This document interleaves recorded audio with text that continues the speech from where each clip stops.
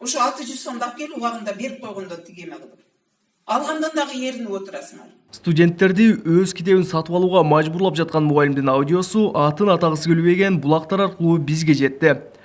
Аудио жаздыруудан Жалал-Абад мамлекеттик университетинин кыргыз чет элдер адабияты жана журналистика кафедрасынын башчысы Дилбар Чокоеванын студенттерден китептеринин акчасын талап кылып жатканын угууга болот. Качан алып келесиңер?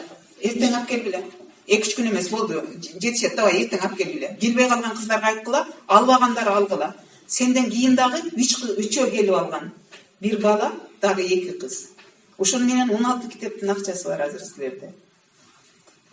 Сен 2 китептикин бердиң азыр. Имейте же совесть, конце концов. Жогордагы аудио жаздырууну Дилбар Чокоева өзү ырастап, китептер сентябрь айынын башында сатылганын айтты. Ал китептерин басмаканага кеткен чыгымдарга берүү үчүн гана сатып жатканын, аны студенттер ыктыярдуу алганын белгиледи. Эми алгандан кийин акчасын бериш керек да. Булар алганда алышты жөн эле. Анткени керек бул. Бүгүнкү сабакта дагы керек, эртеңки күнү жумушка барганда иштеш үчүн дагы керек. Ошон үчүн алышты. Ал эми бирок акчасын бербей атат, созуп атат. Анан акчаны бер, мен тияка беришим керек, төгүшүм керек деп айтам да. Китеп сатып алган студенттердин бир тобу эжекесинин коштоосунда аны ыктыярдуу түрдө сатып алышканын ырасташты. Биз өзүбүз гана аны алдык, эч кандай эжеке бизге мажбурлаган жок. Эжеке бизге сунуштап көргөздү, калоочулар алдык, калоочулар албады, албагандар да бар. Математикага же энергетиктерге, юристтерге алып барып сатса анда бизнес болмок да.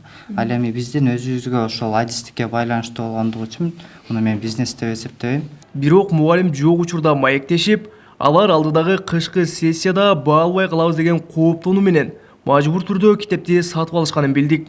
Көрсө, Батыш элдеринин адабияты деп аталган 2 бөлүктөн турган китеп кыргыз тили жана адабияты адистигинде окуган студенттердин айрымдарын эске албаганда басымдуу бөлүгүнө мажбурлап эле сатылган экен. Азыр эжеке бизге по-любому кийин нерсе айта албайбыз да, азыр эжекенин бет нерсе сатканча эжекеге айта турган болсо, кийин бизге басым мүмкүн. Жогордагы китеп студенттердин билим алуусуна, алардын адистигине пайдалуу да дейли. Бирок китептин бир нече барагында орчойгон каталары бар.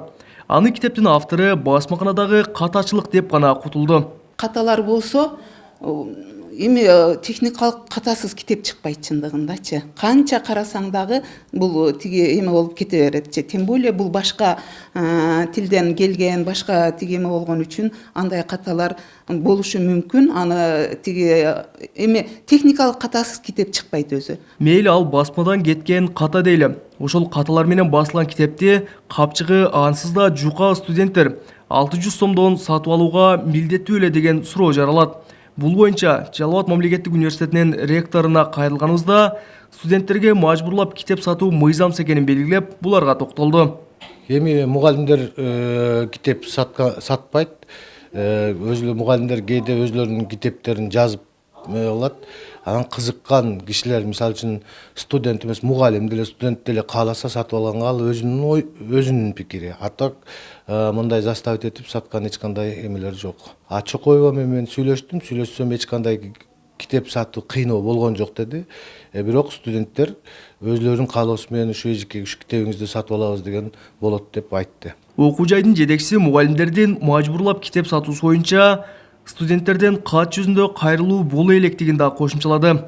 Эгер ошондой даттануу болсо, тиешелүү чара көрүлөрүнө ишендирди.